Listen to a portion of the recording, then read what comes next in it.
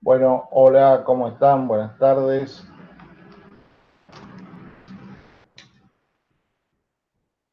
¿Me escuchan ustedes bien? ¿Cómo va, profe? ¿Todo bien? Bueno, perfecto. Eh, Bien, vamos a comenzar esta semana con la unidad número 4, que es evolución y desarrollo. Eh, Son dos conceptos, por ahí que en biología tienen una clara diferencia. Cuando hablamos de evolución, que es el tema que vamos a dejar eh, para lo último en esta unidad, estamos hablando del proceso de evolución biológica, ¿sí? A partir de las primeras formas de seres vivos, cómo fueron surgiendo luego a través de un largo proceso, como ustedes ya saben y algo hemos hablado, fueron surgiendo los diferentes tipos de especies que existen en nuestro planeta y que, bueno, entre ellas han surgido los seres humanos, hemos surgido los seres humanos como especie y somos de alguna manera tributarios de todo ese proceso evolutivo que no podemos desconocer en nuestra constitución y que por otro lado es un proceso que continúa. Pero la evolución en sí no es algo que ocurre en tiempos que serían perceptibles para la conciencia humana, que no ocurren en un tiempo de una vida o de algunas vidas humanas o generaciones, sino que ocurre a lo largo de miles o millones de años. Así van ocurriendo cambios y así habrían surgido todas las especies que existen en nuestro planeta y también, como decíamos, el Homo sapiens. En cambio, cuando nosotros hablamos de desarrollo, hablamos ahí de eh, todos los procesos que ocurren a lo largo de la vida de una persona. El desarrollo entonces estaría enfocado individualmente. En cambio, la evolución está enfocado a nivel poblacional, ¿sí? Si queremos reconocer ahí una diferencia.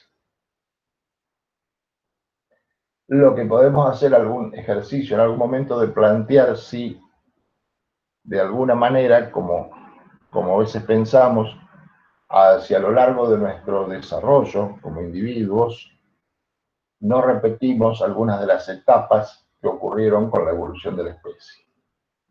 Ese es un ejercicio que por ahí podemos hacer. Y además que a lo largo de ese proceso evolutivo, evidentemente quedaron características que son propias de cada uno de nosotros y que se expresan en ese proceso de desarrollo.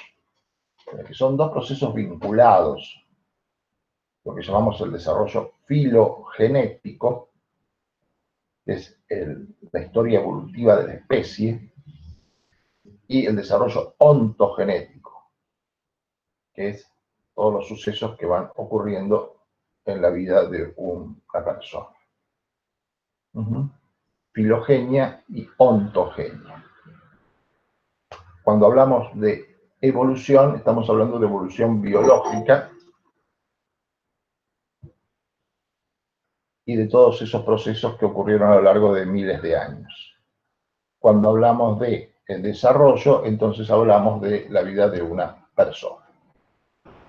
Dicho esto, vamos a volver al final cuando terminemos de ver evolución y hayamos visto desarrollo podríamos cerrar de alguna manera esto que abrimos ahora. Con respecto a esta clase, está enfocada principalmente hemos dividido a la unidad de desarrollo en dos clases, que el tiempo básicamente que tenemos de acá a la finalización del cuatrimestre, prácticamente. En esta clase vamos a hablar, de tratar de entender fundamentalmente tres procesos, que son la gametogénesis en sus dos variantes, que es la oogénesis y la espermatogénesis, y la fecundación. Entender en definitiva cómo se generan las gametas y cómo las gametas se unen para formar una célula que dará lugar, a través del proceso de desarrollo, a una persona. Eso por un lado. Y por el otro lado vamos a mencionar hoy tres procesos muy importantes del desarrollo,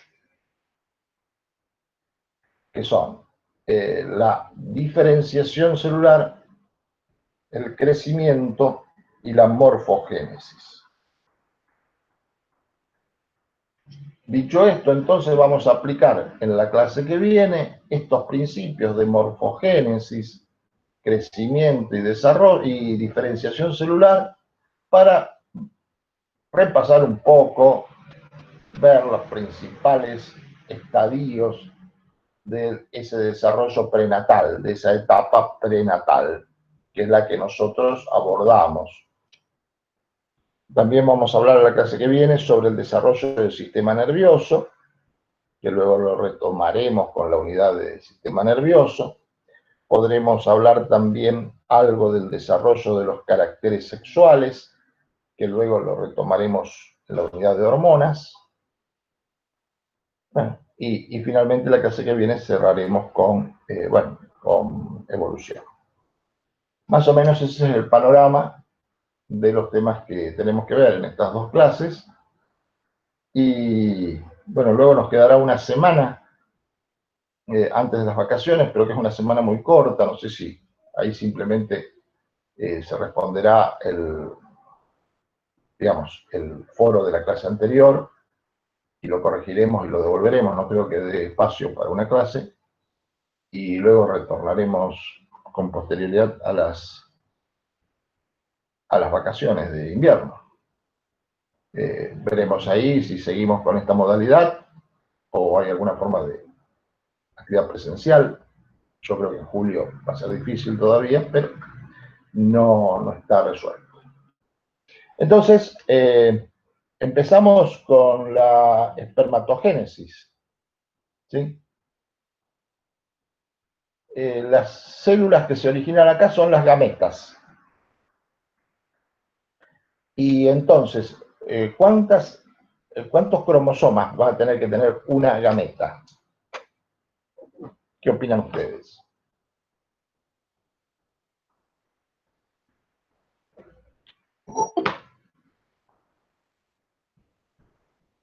¿Sí? Tradicionalmente saben lo que es una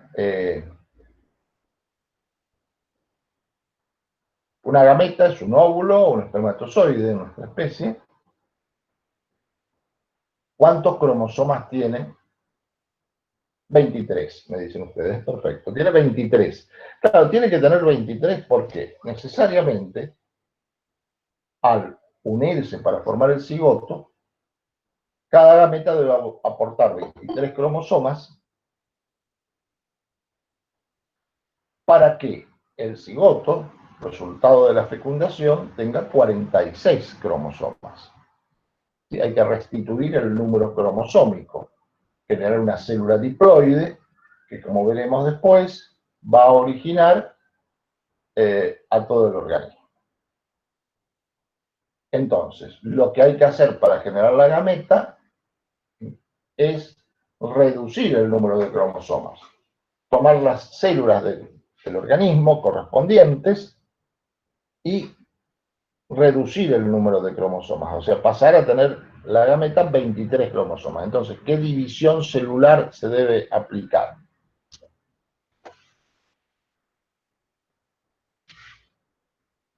La meiosis, exacto. O sea, en el único proceso que ustedes van a ver que se aplica meiosis en el ser humano es en la generación de gametas. Si no, siempre las células se dividen por mitosis. ¿Sí? Generan células hijas,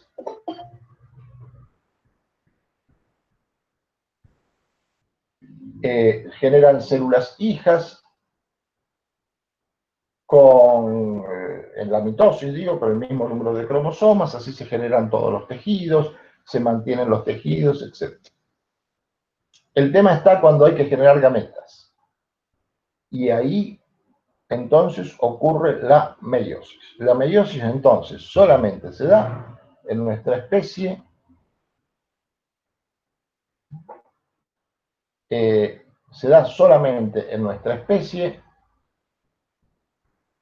Si alguien me pregunta sobre qué tema estamos hablando, sí, estamos hablando de gametogénesis.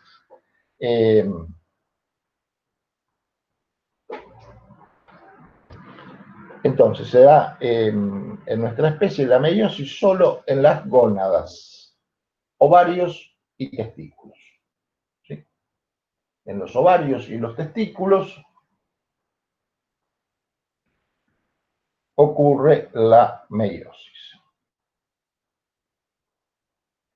O sea que ahí tiene que haber células que tengan 46 cromosomas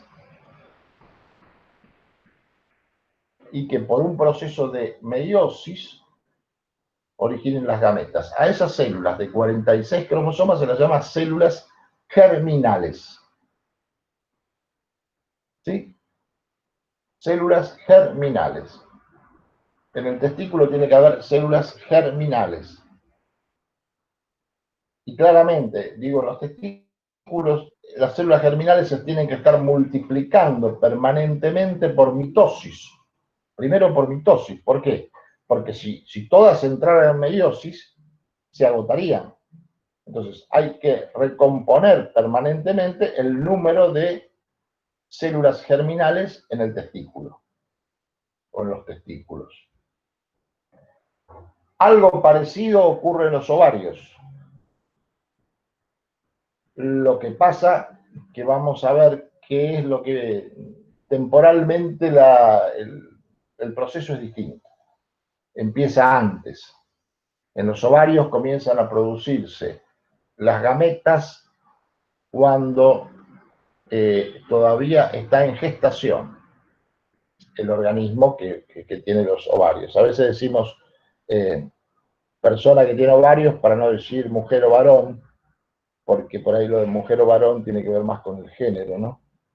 También tenemos un organismo con ovarios y en ese organismo se van a generar óvulos, pero esos óvulos empezaron a generar cuando ese organismo que porta los ovarios estaba en una etapa prenatal, o sea, estaba en el vientre gestante. Ahí comenzaron a producirse los óvulos, o sea, empezó a producirse la gametogénesis en ese caso. Bueno, entonces partimos de células germinales. Vamos a compartir alguna imagen.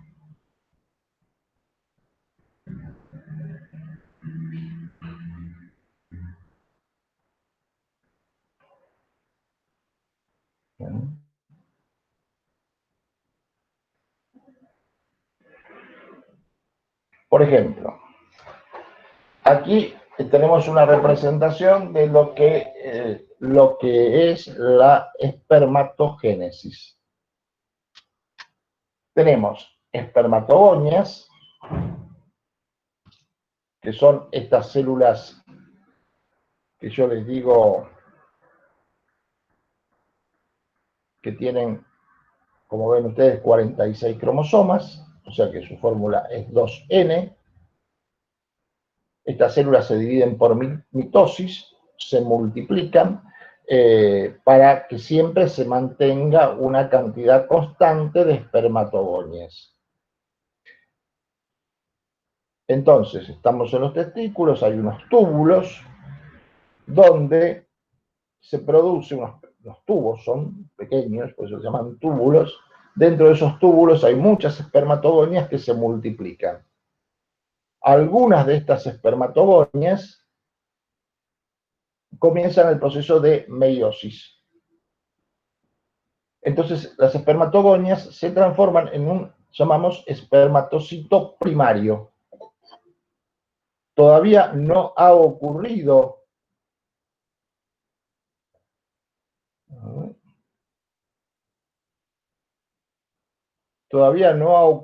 perdón que tengo que dar ingreso a alguien y no lo podía hacer si no... alguien más. Todavía no ha ocurrido. ¿Ustedes la ven en la pantalla o no? A lo mejor perdieron dejé de compartir. No, ahora Todavía no, profe. No se ve. Ahora, perdón, la comparto. Aquí estamos.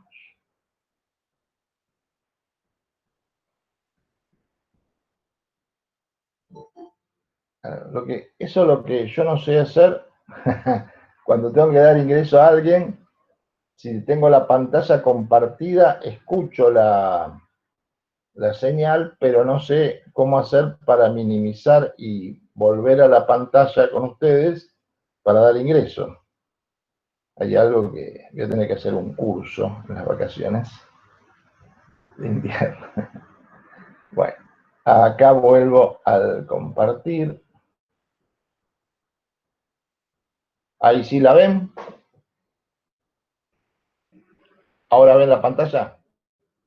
Está cargando, me dice. Ahí está, ahí sí. Sí, profe, ahí se ve. Ahí está, bien. Tenemos espermatocito primario. Este espermatocito primario va a entrar en meiosis.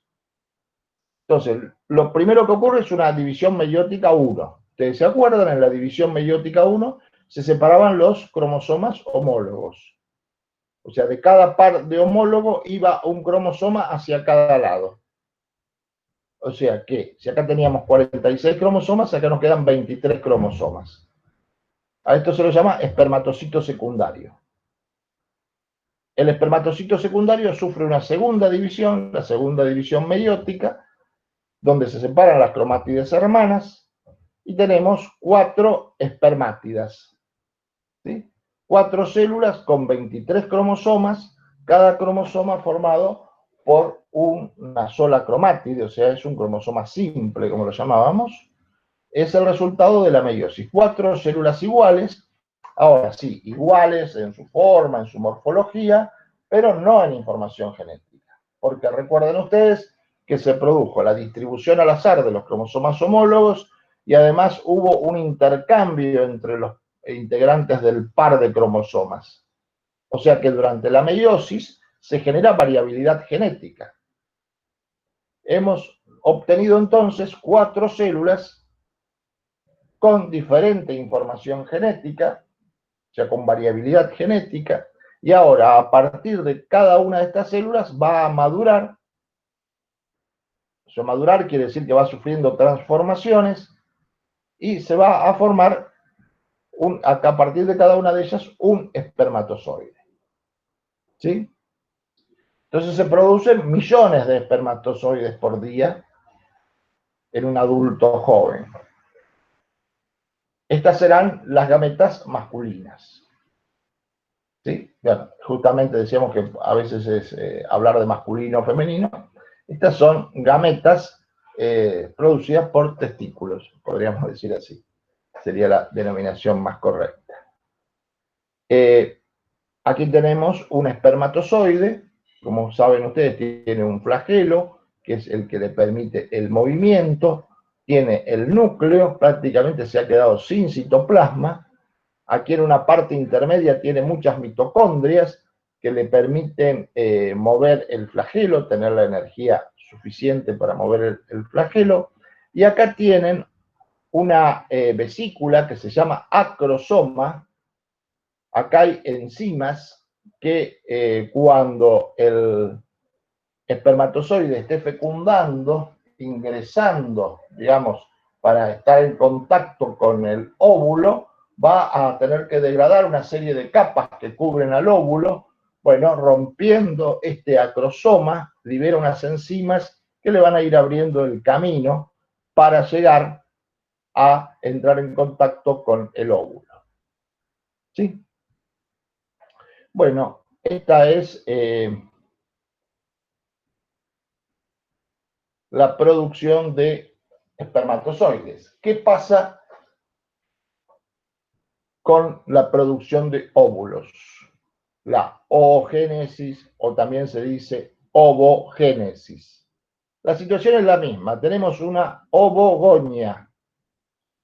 Mejor dicho, tenemos muchas ovogonias, pero esto todavía, digamos, está en desarrollo, este organismo. Este organismo portador de ovarios recién está formando los ovarios se están desarrollando y comienzan a producirse muchas ovogonias. Son miles de ovogonias. Y todas estas ovogonias entran en meiosis. ¿Sí? O sea, se transforman en ovocito primario y el ovocito primario entra en meiosis 1. Se inicia la meiosis 1 y se detiene. Entonces, al nacer,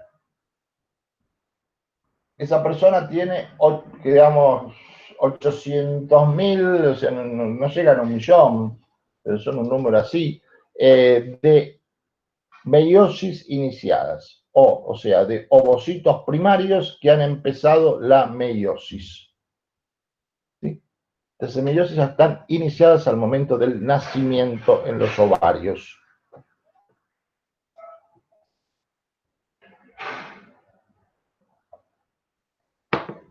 Con la llegada de la pubertad, en los ovarios comienzan un proceso de activación de estas meiosis. Empiezan algunas, pero generalmente progresa una sola. Y lo hace, en general, un ovario.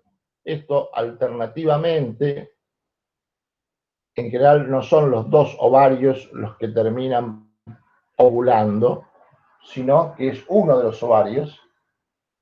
Comienzan a producirse varias de estas meiosis y activarse, pero una sola va a llegar, digamos, a el resultado final de la ovulación.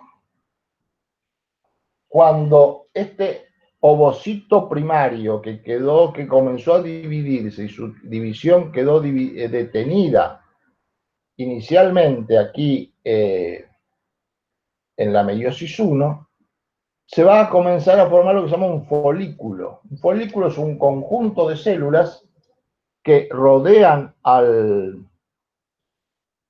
ovocito primario, y allí el ovocito primario se va desarrollando y completa la primera división meiótica. Y se forma un ovocito secundario. ¿Por qué digo un ovocito secundario? Porque se separa el par de cromosomas homólogos. Un cromosoma homólogo va a una célula y otro cromosoma homólogo de cada par va a otra célula, pero no se forman dos células iguales. Se forman dos células distintas, una célula pequeña que prácticamente no tiene citoplasma, que se la llama cuerpo polar. La única función del cuerpo polar es llevarse la mitad de la información genética. Sin citoplasma. Por eso esta célula no sirve para ser fecundada, por ejemplo, no tiene otra función. Este cuerpo polar, este primer cuerpo polar, puede volver a dividirse y formar dos cuerpos polares, que vamos a ver en la división meiótica, o puede directamente degenerar, no tiene una función específica. En cambio, aquí lo que se forma es un ovocito secundario, que se ha llevado 23 cromosomas y se ha llevado prácticamente, acá no está muy representado en la misma escala, pero se ha llevado prácticamente todo el citoplasma del ovocito primario. O sea que se ha realizado una división meiótica 1 asimétrica en cuanto al citoplasma. El ovocito secundario se quedó de esta manera, con casi todo el citoplasma, y está dentro del folículo. El folículo sigue creciendo y en determinado momento, por regulación hormonal, el ovario va a liberar el ovocito secundario. ¿Sí? Lo hace más o menos en la mitad del ciclo, y es el momento de la ovulación. O sea que nosotros decimos ovulación, pero en realidad lo que se ha liberado es un ovocito secundario. El ovocito secundario entra o es captado por las trompas de falopio, por una de las trompas, obviamente, y allí el ovocito secundario podrá ser fecundado en la trompa por los espermatozoides si es que han llegado hasta ese lugar. Entonces, vamos a ver que un espermatozoide podrá fecundar a este ovocito secundario y al producirse la fecundación, o sea, la unión, la interacción del espermatozoide con el ovocito secundario, se va a desencadenar la segunda división meiótica. Se va a generar entonces, sí, un óvulo con 23 cromosomas ya simples, porque se han separado las cromátides hermanas, y otro cuerpo polar, que se lleva de nuevo la mitad de la información que aquí no es necesaria, porque el óvulo tiene que aportar solo la mitad de la información, o sea, 23 cromosomas simples. De nuevo, la función de este cuerpo polar es, digamos, no tiene otra función que llevarse este material, no puede ser fecundado, degenera. Ahora bien, se formaron entonces, decimos, 3 cuerpos polares, o en realidad podemos decir 2, el primero y el segundo. Esta división del primer cuerpo polar puede darse o no. Los textos en general la describen, pero no tiene ninguna función en sí. Entonces, nos hemos quedado con un óvulo que ya fue fecundado, o sea, que ya interactuó con el espermatozoide y que completó la división meiótica. Esta célula se quedó con todo el citoplasma, prácticamente, o con la mayoría del citoplasma. Y esto parece ser necesario que así sea, porque uno se pregunta por qué no se ha dividido en 4 células iguales, como pasó antes. Lo que sucede es que aquí esta será la célula que va a ser fecundada. El espermatozoide no va a aportar nada de citoplasma, recuerden que no trae nada de citoplasma, o sea que el cigoto va a tener todo el citoplasma que recibe del óvulo. Sí, el óvulo fuese una célula pequeña, porque se ha dividido en 4 más o menos iguales, podría ser escaso ese citoplasma para las primeras divisiones celulares, cuando la célula en realidad tampoco tiene tiempo de crecer. Vamos a ver cuando estudiemos el desarrollo del cigoto, que el cigoto al principio se divide, y se divide en células cada vez más pequeñas. No hay un crecimiento de masa al principio, los primeros días, 4 o 5 días. Entonces, parece ser que este es el sentido que le podemos encontrar a que este óvulo se ha quedado con todo el citoplasma. Será todo el citoplasma que tendrá el cigoto. Aquí vemos más o menos cómo ocurre. Yo les decía, acá estos son los folículos, esto es el ovario, ¿sí? Entonces estos son los folículos que van creciendo y alguno de ellos madura más y libera, sería aquí, libera el óvulo. El óvulo va a entrar en la trompa de falopio u oviducto, y en esta zona más o menos se podrá encontrar con los espermatozoides. Fíjense que el resto de lo que quedó del folículo se constituye en lo que llamamos cuerpo amarillo, o cuerpo lúteo. El cuerpo amarillo o cuerpo lúteo va a producir hormonas que van a permitir el sostenimiento del embarazo. Bueno, y estamos aquí entonces con el óvulo y vendrá el espermatozoide que ha podido llegar hasta el oviducto, una cantidad de espermatozoides, y alguno de ellos producirá la fecundación. Bueno, vuelvo aquí. De esto, más o menos que tiene algo para preguntar.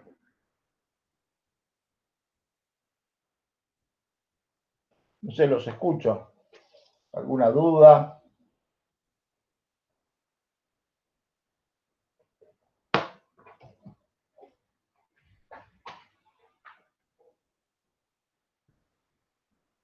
¿Vieron la clase teórica de esto? ¿Sí? ¿Les quedó más o menos claro? Aquí entonces los centrales, sí. O sea, que el cuerpo polar no cumple ninguna función. Claro, no cumple ninguna... la única función que podemos decir que tiene es llevarse de alguna manera... Perdón que la última no alcancé a verla, ahora la miro.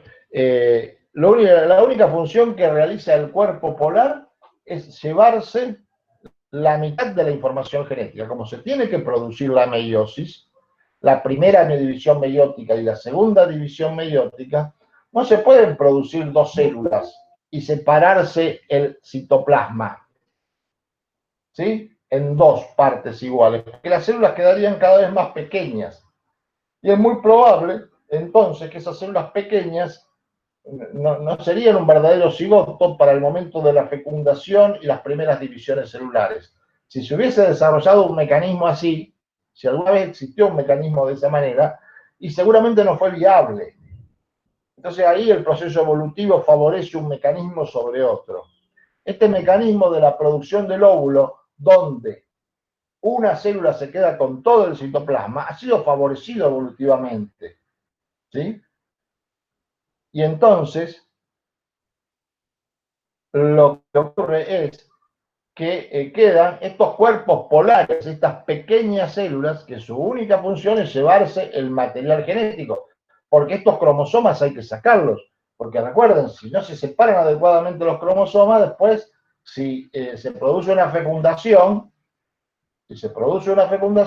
podríamos quedarnos con una alteración del número de cromosomas, ¿sí? Cada gameta tiene que aportar 23. Lo otro hay que sacarlo, y son 23 cromosomas simples, ¿sí? Alguien me pregunta, pregunto si hay fecundación, es antes de la última división meiótica del óvulo. Sí, digamos, la división meiótica, decíamos recién, tiene dos etapas, dos divisiones sucesivas. ¿Se acuerdan? Meiosis 1, que se separan los cromosomas homólogos. ¿Sí? Ya la célula queda de 23. Y meiosis 2, donde se separan los cromátides hermanas. Cuando se ovula, se está ovulando la célula que ha terminado la meiosis 1 y ha empezado la 2, pero no la ha terminado. O sea, no se ha hecho la meiosis 2.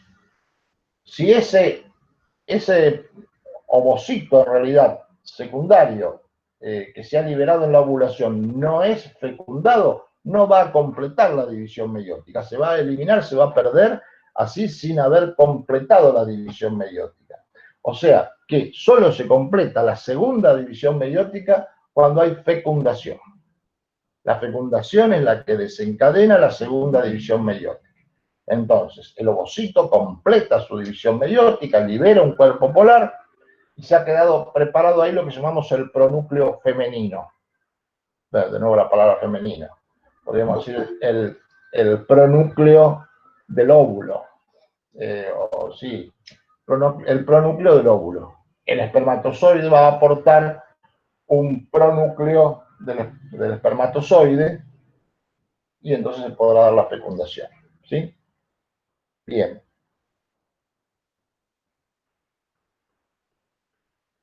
Claro, ¿por qué me dicen ustedes el óvulo se quedaría con todo el citoplasma?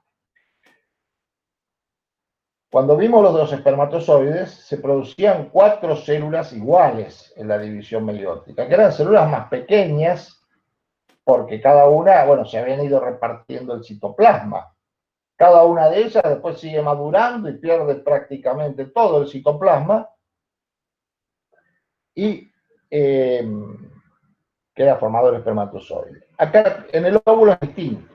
El óvulo va a ser fecundado por el espermatozoide, pero el espermatozoide lo único que va a aportar es su núcleo, lo que llamamos el pronúcleo masculino, ¿sí? Va a ser aportado por el espermatozoide.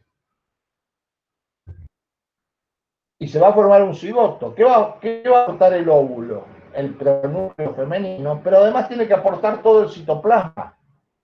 Y si el óvulo es una célula muy pequeña, porque se dividió en 4, ese citoplasma probablemente no alcanzaría para generar luego el embrión, ya que va a tener que pasar unos días en los cuales se va a ir dividiendo, pero ustedes van a ver que se forman células cada vez más pequeñas, o sea, no crece.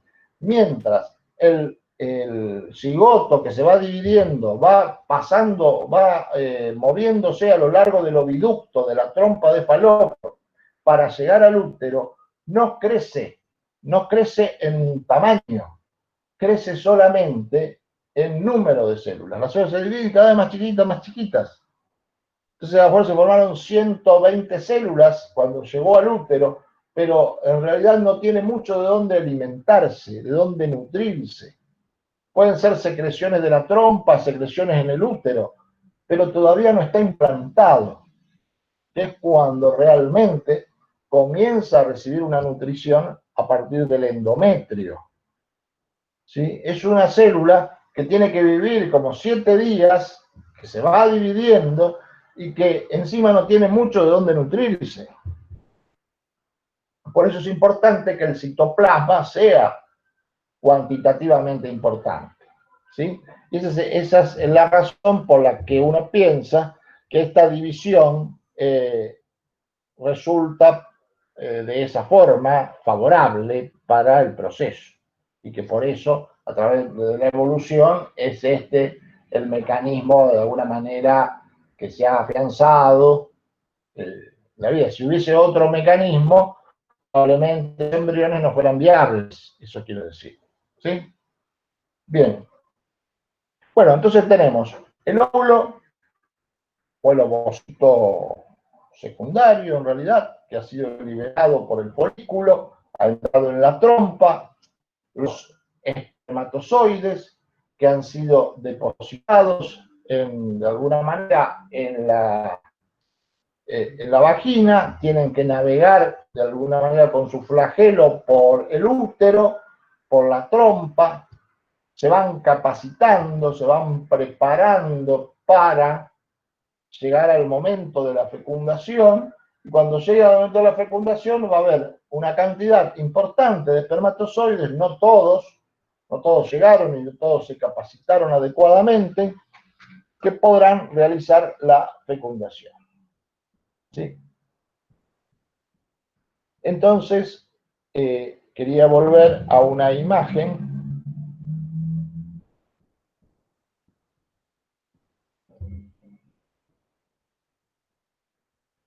del PowerPoint. Aquí teníamos la del ovario liberando el óvulo y quedando el cuerpo amarillo, cuerpo lúteo, que es el que va a liberar hormonas. Acá hay un cuadro sobre, muestro, hay un cuadro sobre las hormonas durante el ciclo menstrual, fíjense, estrógenos, progesterona, bueno, pero de eso todavía no hemos hablado de hormonas, así que no vamos a ver. Estas son hormonas de la hipófisis, folículo estimulante y luteinizante, que son importantes porque regulan al ovario. Acá se ve cómo crece el endometrio para que cuando se libere el óvulo, este pueda implantarse, y si no se implanta, bueno, el cuerpo amarillo, ven ustedes, va degenerando, o sea, se va haciendo cada vez más chico y se produce el sangrado menstrual. Pero vamos a la fecundación. Yo tenía algún dibujo aquí más representativo. Si este es, acá vemos una parte del, digamos, de lo que sería lo que se ha liberado, que es todo el óvulo rodeado por una zona que se llama zona pelúcida, que lo rodea totalmente. La zona pelúcida es una capa de glucoproteínas que ya vienen con el folículo y así se libera el ovocito secundario. Y después otras células que también vienen del folículo, que se llaman células de la granulosa, ¿sí?, que rodean también al ovocito secundario. Así el ovocito secundario, rodeado por estas capas, está en el oviducto y están llegando los espermatozoides capacitados. Los espermatozoides pueden pasar a través de las células de la granulosa y van y producen la ruptura, ¿se acuerdan ustedes? Del acrosoma, esa vesícula que tenía en su cabeza. Con las enzimas liberadas por el acrosoma, penetra a la zona pelúcida y va a llegar a estar en contacto con el ovocito secundario. Entonces el ovocito secundario, cuando entró en contacto, cuando este entra en contacto, este espermatozoide, se sella toda la zona pelúcida, hay cambios en la membrana del ovocito, ¿todo para qué? Para que este ovocito no pueda ser fecundado por otro espermatozoide, porque tiene que ser con uno solo, bueno, fundamentalmente por el número de cromosomas. Entonces, el espermatozoide atravesó la zona pelúcida, atravesó la granulosa, atravesó la zona pelúcida, bueno, ahí participó el acrosoma, que liberó enzimas, ahora ha entrado en contacto con la membrana del ovocito, todo esto se ha bloqueado para que no entre ningún otro, y se produce la segunda división meiótica, y se libera el cuerpo polar. ¿Ven ustedes aquí el segundo cuerpo polar? Bueno, es el que se ha llevado la mitad de la información. Y acá tenemos el pronúcleo que quedó del óvulo, producto de esta división, y el pronúcleo que liberó el espermatozoide. Incluso se agranda este pronúcleo, viene como muy compactado en el espermatozoide. Están los dos pronúcleos que ahora se van a unir para formar un núcleo único que va a tener 46 cromosomas, 23 aportados por el pronúcleo femenino, más de nuevo femenino, el pronúcleo del óvulo, y el pronúcleo del espermatozoide.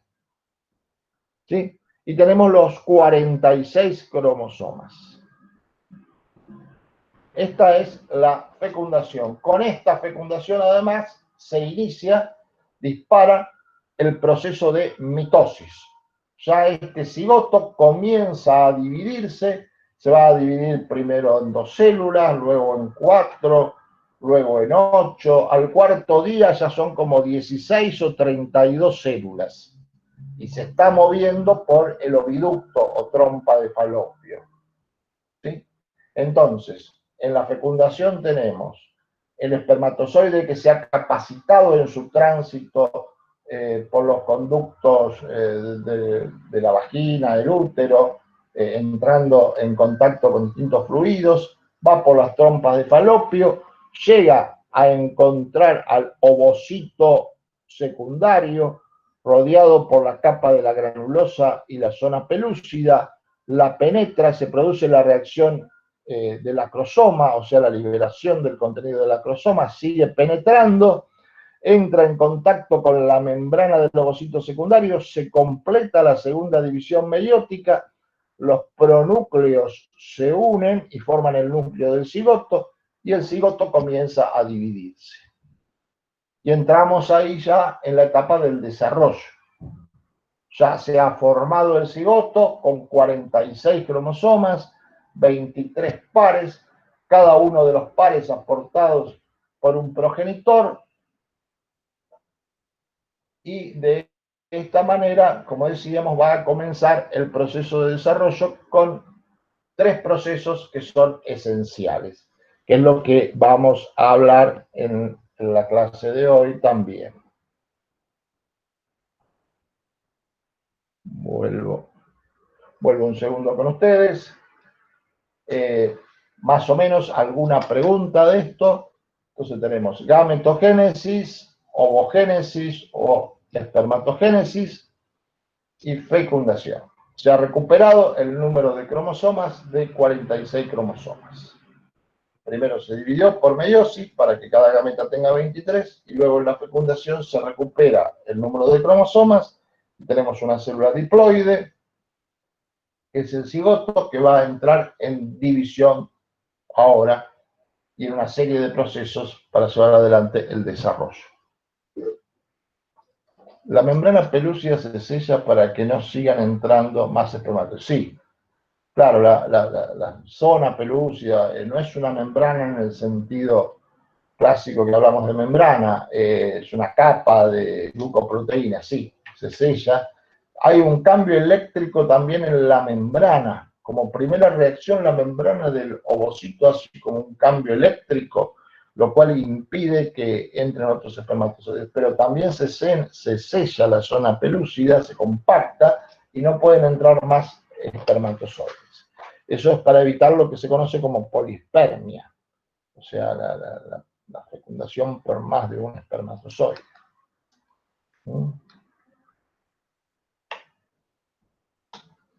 ¿Alguna otra pregunta sobre esto?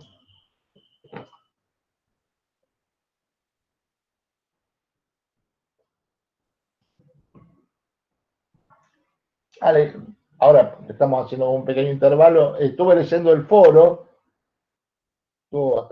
está todo bastante bien contestado, las respuestas que recibí. En la única cuestión ahí, bueno, es una pequeña confusión, pero cuando tiene que contestar acerca de, es medio tramposo también la pregunta, me parece, síndrome de Down, porque decía que el síndrome de Down era estructural en la pregunta, entonces la mayoría contesta no, es numérico, lo cual es correcto, en el 99% de los casos es numérico y en general no es estructural. Recuerden que había un caso muy especial que era por una traslocación que se podía dar el síndrome de Down, pero siempre es digamos, por no disyunción, así que es numérico en general. Pero decía de los cromosomas sexuales, y eso era lo que había que cambiar. La mayoría no se dio cuenta que lo que tenían que cambiar era lo de sexual. Entonces no son los cromosomas sexuales, sino es en un autosoma, que es el cromosoma 21. Pero es un detalle. El resto de las cosas en general estuvieron bien contestadas. De todas maneras, yo siempre le hago una pequeña respuesta, a veces pongo las respuestas correctas, y los foros van quedando, si ustedes los han observado en la página, van quedando todos los foros. O sea, yo digo para en el momento que se pongan a estudiar y que se tienen las clases, tienen los foros que pueden ir leyendo lo que ustedes respondieron y lo que está respondido al final o lo que respondió otro manera interesante para estudiar. Estamos llegando bien obviamente que es un método distinto porque hay mucha menos interacción con ustedes, pero los que están siguiendo el curso, yo noto que hay como un seguimiento, una conexión y como les decía antes, después de las vacaciones con la quinta unidad del sistema nervioso, vamos a tomar varias semanas porque es una unidad importante, o sea que nos va a llevar unas 4 o 5 semanas, todo un mes, y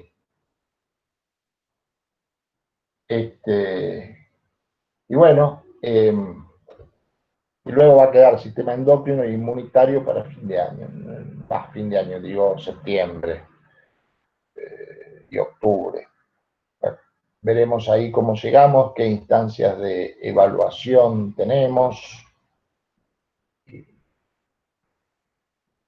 bueno, como termina el año, es muy difícil hablar hoy porque, como ustedes también saben, Porque dice, bueno, podemos convocar a los estudiantes a rendir un parcial, pero ¿y el transporte?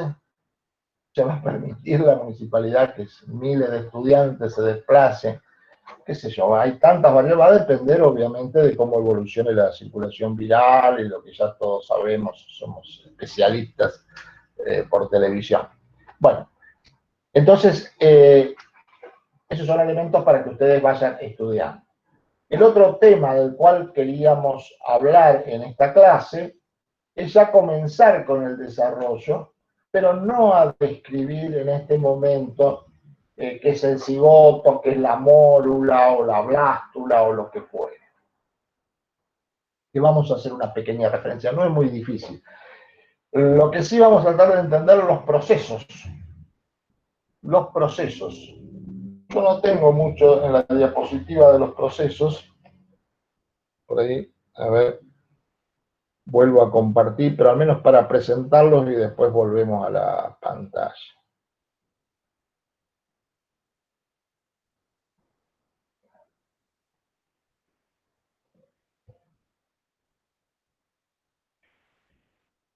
Vamos a comenzar a hablar,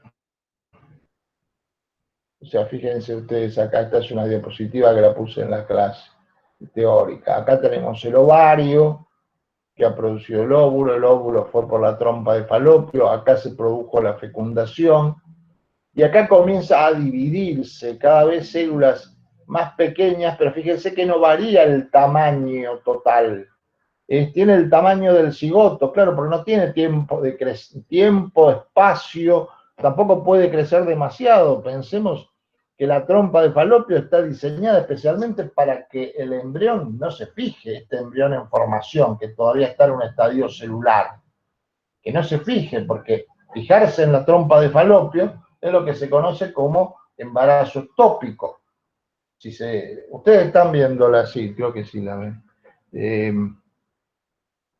Si se llega a fijar por aquí y sigue creciendo, termina rompiendo la trompa y produce un sangrado que, bueno, que si la mujer no está avisada de esta situación, piensa que está embarazada, pero el embrión está fijado en la trompa, es un embarazo ectópico, puede producir una grave hemorragia y si no es atendida inmediatamente, es muy grave, porque lo que hay que hacer aquí es una cirugía para cortar esta trompa y sellar que no siga saliendo sangre. Pero bueno, por eso el embrión es muy pequeño. Aquí ya está como un estadio de 16 a 32 células. Y al quinto día está entrando al útero y aquí, bueno, comienza a cambiar de forma, se llama blastocisto, bueno, es distinto, son las mismas células, y luego al séptimo día comienza a implantarse. Y ahí es donde va a comenzar a nutrirse. ¿Sí? Pero yo le quería hablar de ciertos procesos que son estos. El crecimiento, la morfogénesis y la diferenciación celular. Son procesos generales que ocurren, como dice acá, en todo el desarrollo embrionario y fetal, pero también siguen ocurriendo después, algunos de ellos en determinados momentos. Después lo vamos a aclarar. Pueden ocurrir en otras etapas de la vida. Pero aquí, en el periodo embrionario y periodo fetal, son fundamentales los tres: crecimiento, morfogénesis y diferenciación. Cuando yo digo embrionario y fetal, ustedes si van a ver los textos, a veces que hablan de embriología o libros de biología o lo que fuere, a veces hablan de tres periodos. Hablan de un periodo preembrionario, embrionario y fetal. ¿Qué es lo preembrionario? Preembrionario es cuando todavía está ahí en estadio celular, que ustedes vieron recién. Claro, no se puede a lo mejor hablar de embrión, son un conjunto de células. Pero yo, para no complicarlo tanto, porque también algunos autores lo toman como yo lo estoy diciendo, hablo de periodo embrionario desde el cigoto hasta la 8ª semana incluida. vamos a verlo la clase que viene, del cigoto tomado como día 0 a 8ª semana, se produce el desarrollo de casi todos los órganos, en forma primordial, como un esbozo, pero ya el embrión tiene una forma humana. Mide de largo, digamos, sería de alto, 4 centímetros. 4 centímetros. Pero ya tiene una forma humana, y ahí deja de llamarse embrión al final de la 8ª semana, esto por convención, ¿no? Y lo llaman a partir de ese momento feto.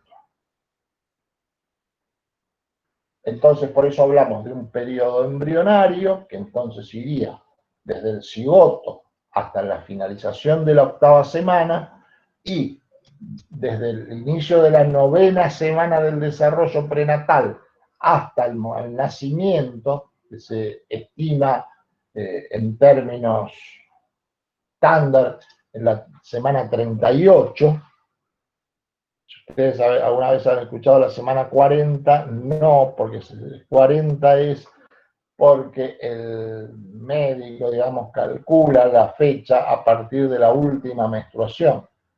Entonces ahí se incorporan 2 semanas más, ya que se supone que la fecundación se ha producido más o menos 15 días después o 14 días después de la última menstruación, que es cuando es la ovulación.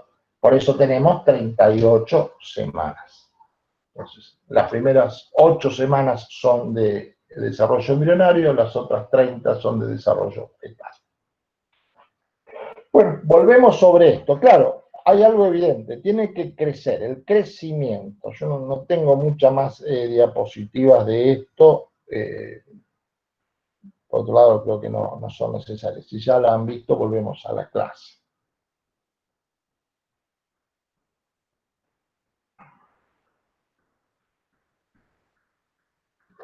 Les decía, crecimiento. Ese cigoto tiene que crecer. O sea, cuando está allí es una sola célula. Cuando yo les decía que terminaba el periodo embrionario, mide 4 centímetros y pesa 13 gramos, más o menos. Cuando termina el periodo embrionario. Y cuando nace, mide 40 centímetros y pesa 3 kilos. Evidentemente tiene que crecer, tiene que crecer. ¿Y de qué forma se puede crecer? Se puede crecer, de estas dos formas crece. Por el aumento del número de células, es una forma de crecer, aumento del número de células, y ustedes me van a responder por qué tipo de división celular ocurre esto, este crecimiento, este aumento del número de células.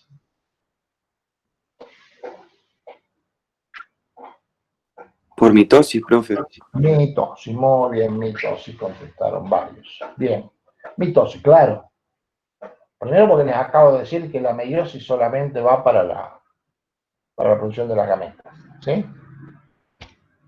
Y la mitosis asegura, además, que todas las células hijas tienen la misma información genética. Todas tienen la misma información genética. En principio, todas las células de nuestro cuerpo tienen la misma información genética, son diploides, los 46 cromosomas, todo lo que ustedes saben. Todo eso porque se han multiplicado por mitosis.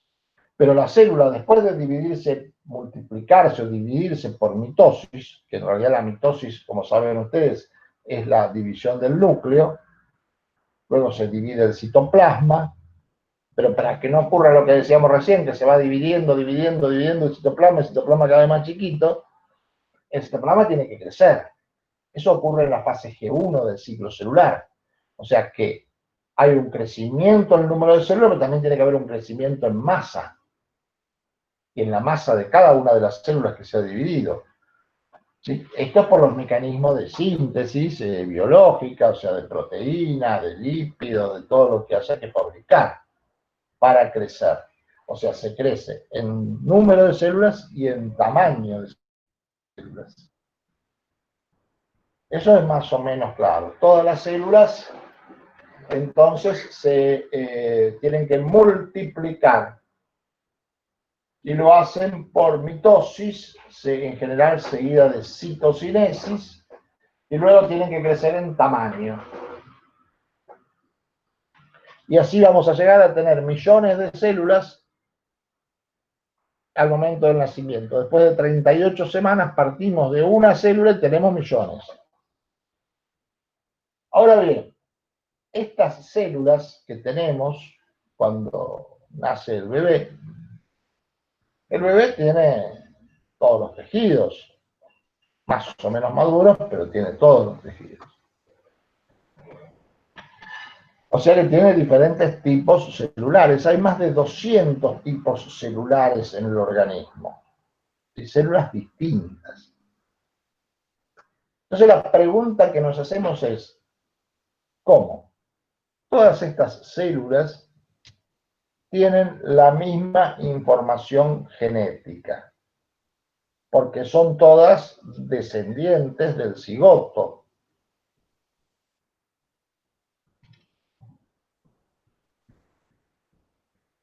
Ahora, si uno las mira, son todas distintas, o hay muchas distintas. ¿Qué pasó acá? ¿Qué pasó con la información genética? Porque si uno dice, bueno, acá hay un programa genético que se pone en juego. Sí, habrá interacciones con el medio ambiente, pero cuando tenemos un cigoto, el cigoto comienza a dividirse y ocurren algunos eventos, después lo vamos a ver. Esto es como una maquinita que se está poniendo en juego, con cierta información, que es información genética. Ahora, ¿por qué van haciendo cosas distintas? ¿Qué está pasando en estas células? Que es lo que se llama entonces diferenciación, como lo señala aquí una compañera. Esto se llama diferenciación celular. Las células se están diferenciando. Si quieren podemos agregar un término más, porque no sé si está en el teórico o en el libro, está, no debe ser muy importante, pero en la pregunta del foro está. O sea, primero decimos que las células se determinan, porque al principio no las vemos distintas, son todas iguales, pero se han hecho experimentos y muchos con animales, ¿no? Con embriones de animales. Cambiar una célula en determinado momento del desarrollo de un lugar a otro, puede ser que esta célula se termine desarrollando como estaba preparada en su origen. ¿Se entiende? O sea, si ahí va a aparecer una pata del animalito yo transporto ciertas células a otro lugar, a la cabeza, y le sale una pata en la cabeza. Esto lo han hecho con renacuajos, han maltratado a estos animalitos para aprender mucho del desarrollo. Por el tamaño de sus embriones, hay una serie de cuestiones que favorecen la experimentación. Pero bueno, ¿se entiende la idea? O sea que primero la célula se determina. Uno no ve los cambios. La célula está determinada. ¿Para qué? Y para ser célula neurona. Esta otra está determinada para ser muscular. La otra epitelial. Y así los diferentes tipos celulares. Primero se determina y luego comienza todo un proceso que la lleva, decimos, se diferencia. Ah, sí, se ve distinta. Esta es una neurona, tiene ramificaciones, un axón, dendritas, qué sé yo. Esta es una fibra muscular, acá una célula que forma una fibra muscular. Esta es una célula de una glándula que produce hormonas, qué sé yo. La vemos distinta. O sea que decimos que la célula ha sufrido un proceso de diferenciación y se ha especializado en cumplir una determinada función. Sí. Ahora bien, todas estas células tienen la misma información genética. Y esto lo han tenido que hacer con información, si no, ¿cómo hicieron para convertirse en neuronas? ¿Qué está pasando con los genes de estas células?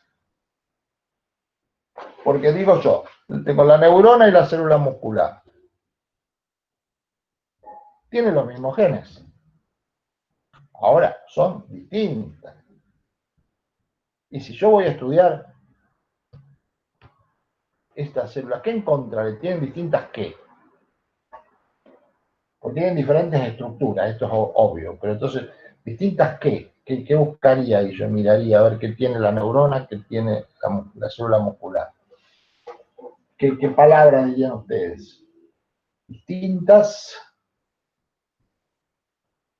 proteínas, como dice Santiago, distintas proteínas. Claro, tienen distintas proteínas. La célula muscular tiene proteínas contráctiles que le permiten formar las fibras y todo eso. La neurona tendrá enzimas para fabricar los neurotransmisores, o tendrá péptidos que son neurotransmisores también. Que a lo mejor esos péptidos, si los voy a buscar en la célula muscular, no los encuentro. Y si voy a buscar las proteínas de la célula muscular, las proteínas contráctiles en las neuronas, no las encuentro. ¿Qué está pasando con la información genética? Porque entonces primera conclusión que saco es que la neurona tiene un conjunto de proteínas distinto a la célula muscular. Entonces tiene diferentes estructuras y cumple diferentes funciones. Hasta ahí lo entendí. Pero ¿qué está pasando con la información genética? Que es lo que me falta terminar de enganchar para entender la diferenciación. Se están activando o desactivando la información genética, dice Paola. ¿Qué les parece? Claro, para formar una proteína yo tengo que activar un gen, ¿sí? O varios genes, recuerda que era una cadena polipeptídica, pero vamos a decir así, un gen. Un gen tiene que activarse. ¿Qué quiere decir que se activa? Ese gen se va a expresar, pero para expresarse, ¿qué tiene que hacer? ¿Qué proceso? Un gen que está activo, ¿qué proceso realiza o participa en qué proceso? Bueno, dice síntesis de proteínas, Santiago. Está bien, síntesis de proteínas, pero el primer paso, ¿se acuerdan cómo se llamaba? Transcripción. Transcripción. Muy bien. Bien, Ramiro. Transcripción. Entonces, son las dos cosas. La transcripción no va a llevar a la síntesis de proteínas. Entonces yo transcribo un gen, con esos transcriptos fabrico una proteína, y entonces como tengo determinadas proteínas, la célula tiene determinadas estructuras y puede cumplir diversas funciones. Bien. Bien, Paola, Gabriela. Gabriela es... Sí, ya sé. Sí, claro. Tenés razón. El apellido de Paola no lo recuerdo, ¿no? Si ahora lo pienso en la lista, pero sí el tuyo. Entonces, está bien. Entonces, gen, transcripción, ARN, traducción, síntesis de proteína, formo estructuras, cumplo funciones. Así le pasa a la célula muscular con las proteínas contráctiles. Puede contraerse, participar de una fibra. Neurona, activo gen, fabrico un ARN, con eso unas proteínas que a lo mejor me catalizan la reacción de la síntesis de un neurotransmisor, libero neurotransmisores y hago sinapsis. Soy neurona. Entonces, ¿qué está pasando con los genes? Las células tienen todos los genes. Cualquier célula de nuestro organismo tiene los genes para fabricar célula muscular, para fabricar neuronas o cualquier otro tipo celular. Lo que hace la célula durante la diferenciación celular es prender, lo decimos así, prender o apagar determinados genes.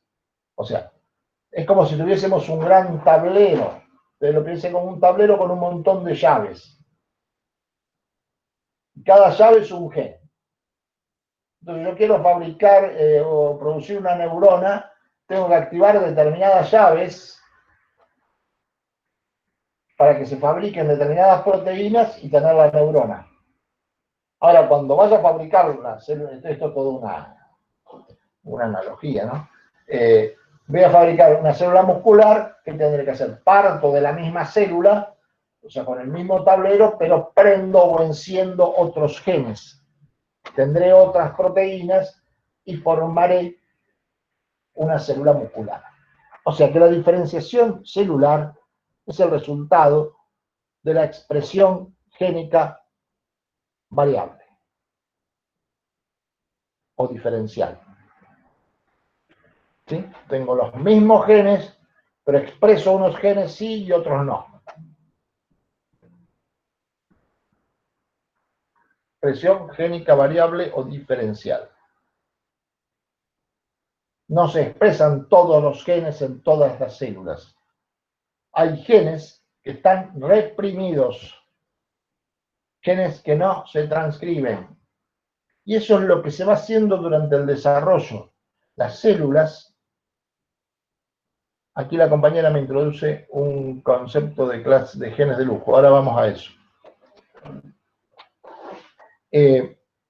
Las células van expresando determinados genes y otros no.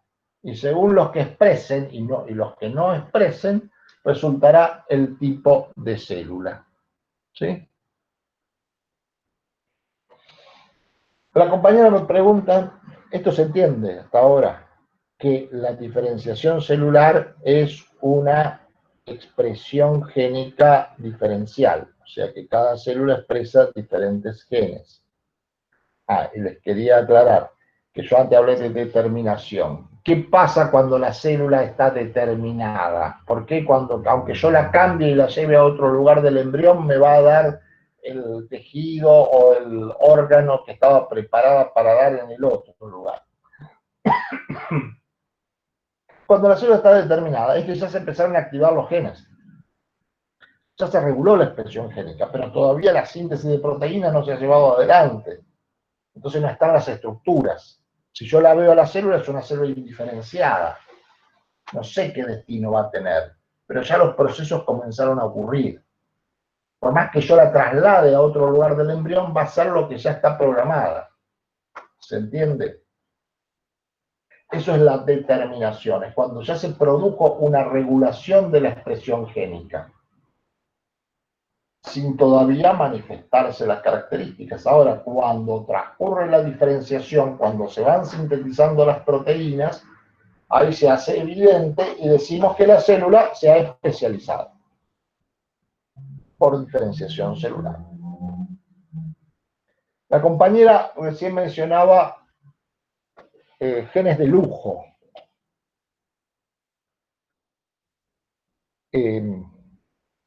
Sí, genes de lujo, también se dice genes especialistas. Por ahí uno toma la traducción del inglés, se usan los dos términos.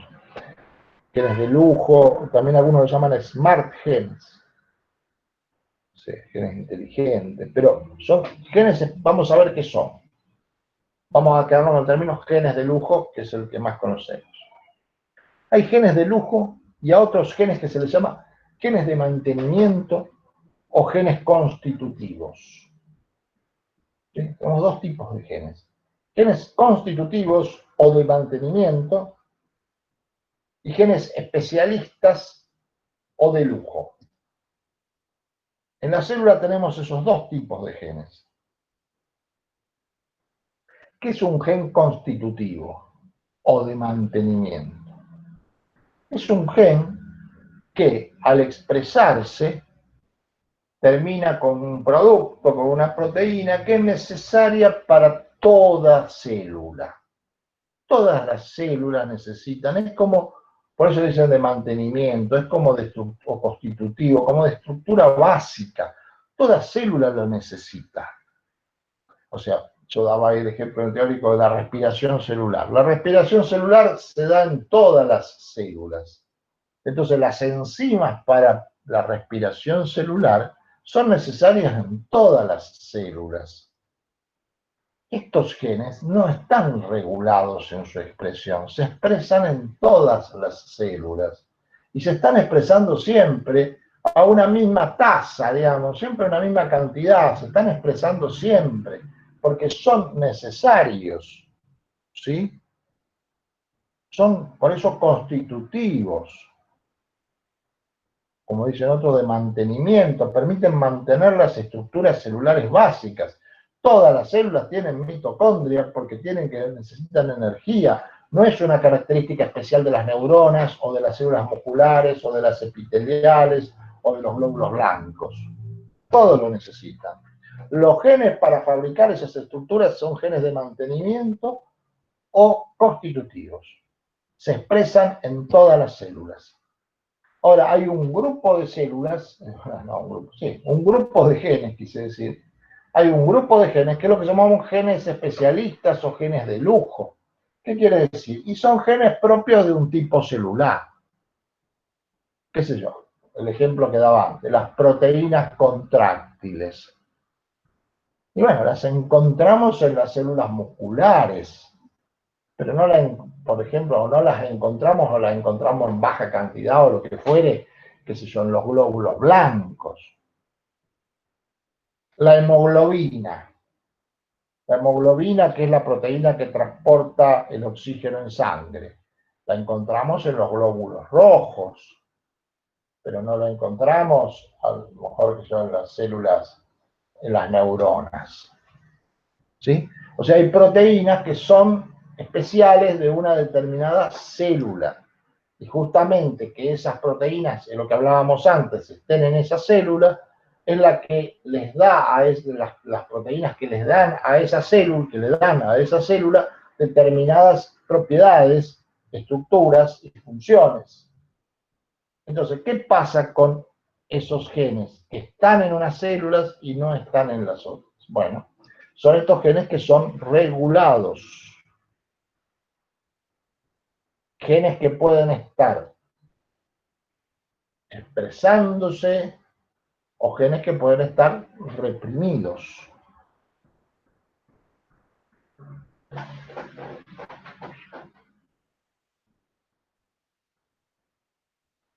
Entonces, volviendo al ejemplo este del tablero que se me ocurrió a mí. Piense que un tablero con una cantidad de llaves bárbaras, que cada llave permite la expresión de un gen. Entonces, vean, toda zona del tablero con genes que tienen que estar encendidos en todas las células.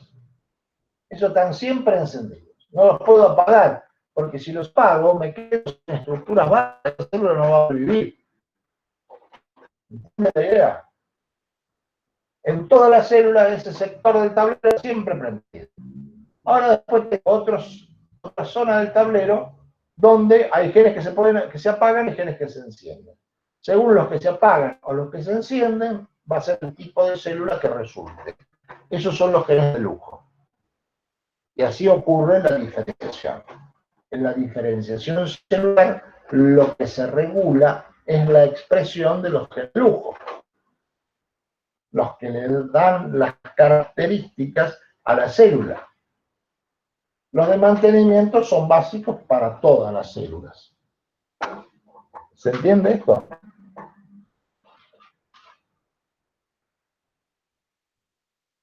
¿Se entiende la diferencia entre genes de lujo y genes de mantenimiento? ¿Sí? Y lo que hacemos es regular la expresión de los genes de lujo. Regular la expresión de los genes de lujo. Y regular la expresión es regular la transcripción fundamentalmente. El principal paso que se regula principalmente es la transcripción. Se pueden regular los otros, ¿eh? Hay regulación de los otros, pero el paso esencial es la transcripción. Y así ocurre la diferenciación celular. Así se van formando los diferentes tejidos. Se van apagando y prendiendo genes. Y ahí van a ver ustedes que vamos a relacionar en el desarrollo con la epigenética. Porque los mecanismos epigenéticos que ustedes vieron en la unidad anterior, en definitiva lo que hacen es prender y apagar genes. Entonces, en la clase que viene vamos a vincular con el desarrollo de la diferenciación celular a la epigenética. Yo les decía que eran 3 procesos. Proceso de crecimiento, que entonces dijimos es por el aumento del número de células o por el aumento del tamaño celular, de la masa. Las células no solo crecen en número y crecen en tamaño, sino que además se diferencian. Claro, que van a tener que formar los diferentes tejidos. Entonces necesito todos los tipos celulares. Pero además, las células no es solo que se van a diferenciar, sino que también se tienen que empezar a relacionar entre ellas para formar los tejidos. Tienen que comenzar a interactuar célula a célula. ¿Se acuerdan que decíamos que en la cara externa de la membrana celular había glicoproteínas o glicolípidos, o sea, oligosacáridos, que tienen que ver con el reconocimiento? Bueno, las células tienen que reconocerse y usan esas estructuras de la membrana. Las células comienzan a mandarse señales unas a otras y van influyendo que aquella se pueda convertir en esto o se pueda convertir en lo otro. A veces el mismo citoplasma contiene señales que actúan sobre el núcleo, moléculas quiero decir, o a veces en el espacio celular externo hay moléculas que pueden entrar a la célula y actuar sobre el núcleo. ¿Actuar haciendo qué? Bueno, regulando esta cuestión del encendido y del prender genes. ¿Sí? Apagar y prender genes, regular la expresión génica. Y además reconocer que las células tienen que migrar. Una neurona tendrá que migrar y reconocer y llegar a su tejido blanco. Tendrá que desarrollar su axón y llegar hasta donde va a actuar y unirse con otra neurona y así formar redes. Y bueno, y todos los órganos se van a tener que formar porque los órganos son reuniones de diferentes tipos de células, diferentes tipos celulares. Todo eso se realiza entonces por migración de las células, por reconocimiento entre las células, por mediadores químicos que las células se van liberando y se atraen unas con otras. Todos estos procesos que van dando, en definitiva, los patrones estructurales de un organismo, que como yo les decía al principio, a los octava semana ya más o menos está formado un embrión que comienza a ser feto, pero que ya lo reconocemos como humano. Todos estos procesos constituyen lo que se llama morfogénesis. Procesos que contribuyen a formar el organismo de acuerdo a determinados patrones de forma que son reconocibles para la especie en cuestión. Entonces las células no solo deben crecer en número y en masa, no solo se deben ir diferenciándose para especializarse en determinadas funciones, sino que tienen que interactuar entre sí, migrar, ordenarse, para formar los tejidos y los órganos. Se han hecho algunas experiencias hace mucho cuando se estudiaba esto, por ejemplo, tomar células de diferentes tejidos en un embrión, esto a lo mejor con un embrión animal, disgregarlas, separarlas y ponerlas en un medio de crecimiento que no fuese un crecimiento sólido, sino un crecimiento más o menos fluido, donde las células pudiesen tener algún tipo de desplazamiento, donde no quedaran fijas. Las células comenzaban a crecer, si en ese medio habían sido tomadas de diferentes lugares del embrión, pero se observaba que si las dejaban en ese medio un cierto tiempo, las células tendían a agruparse. Y cuando se agrupaban, se volvían a reconocer. Se reconocían con las de su propio tejido. No digo que reconstituían el tejido, pero al menos interactuaban con las células de su mismo tejido. O sea que hay mecanismos de reconocimiento que permiten a las células moverse en el embrión, migrar, reconocerse, y eso es la morfogénesis. Estos son los tres procesos fundamentales en la constitución del organismo en la etapa prenatal. Y luego veremos que en algunas etapas todavía se siguen produciendo. Al menos algunos de ellos y en determinados momentos. ¿Sí? Bueno, entonces los tres conceptos fundamentales de los cuales hablamos hoy son gametogénesis, que sería ovogénesis y espermatogénesis, fecundación y estos procesos de desarrollo que son crecimiento, morfogénesis, bueno, diferenciación y morfogénesis. Si lo queremos dar en ese orden me parece mejor. Crecimiento, diferenciación y morfogénesis, ¿no? La semana que viene vamos a repasar, o vean ustedes, ya algo en el teórico de esta semana hay, después agregaremos algunas cosas más, el desarrollo embrionario hasta la 8ª semana, una descripción bastante breve, más breve todavía la del feto, desarrollo fetal, y luego, bueno, los efectos del medio ambiente, y vamos a centrarnos un poco en el desarrollo del sistema nervioso. Un poco, ¿sí? Vamos a tratar desarrollo del sistema nervioso, desarrollo también de los caracteres sexuales secundarios, como se los llama, que lo vamos a retomar en el sistema endocrino. Y bueno, también lo vamos a vincular todo esto del desarrollo que hemos hablado hoy con epigenética.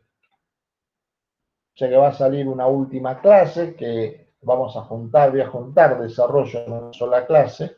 Esta semana salió como primera parte, ya gametogénesis y fecundación están en la clase completa. Voy a completar la de desarrollo y voy a sacar una pequeña clase de evolución con algunos conceptos básicos, y esto nos permitiría estar terminando, como decíamos antes, la unidad número 4. Y bueno,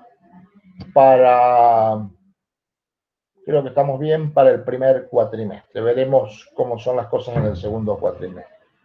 Bueno, esto es lo que hemos desarrollado hoy. Hay algunos alumnos que bueno, cada uno sé que se pueden incorporar en diferentes momentos. Si algunos llegaron más tarde, quieren pedir alguna aclaración de lo que hemos hablado hoy, de lo que hemos trabajado.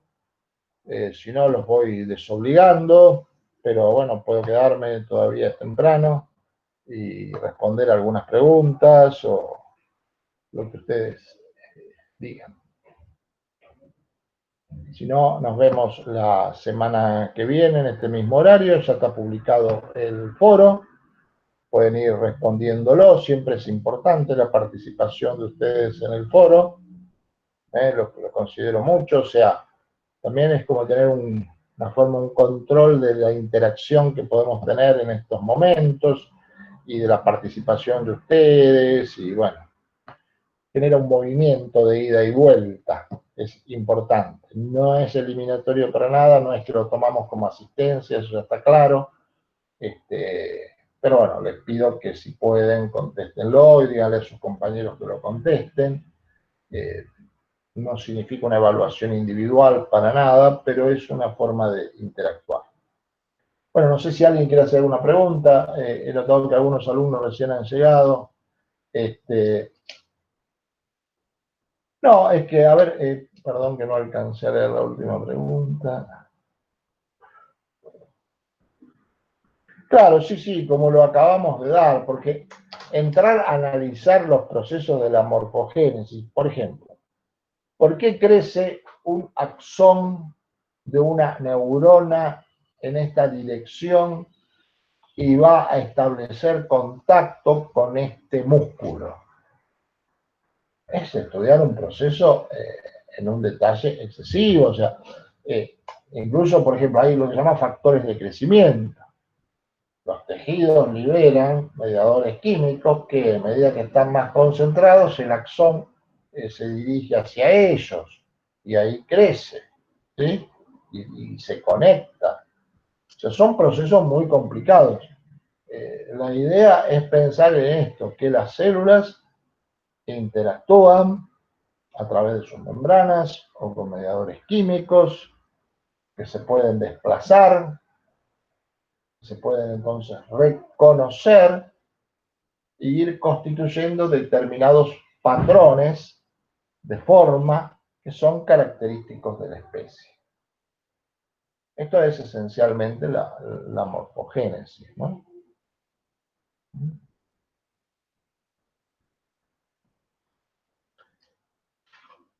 Bueno, no sé si quieren preguntar algo más, alguna duda, alguno que llegó más tarde a la clase, por ahí, si no...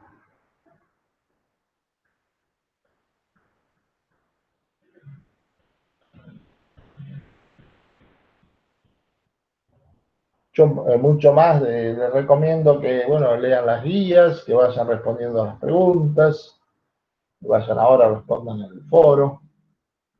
Estaba pensando qué preguntas habíamos puesto, hay varias, pero una que es bastante para desarrollar, pero bueno, háganla de comparación de términos.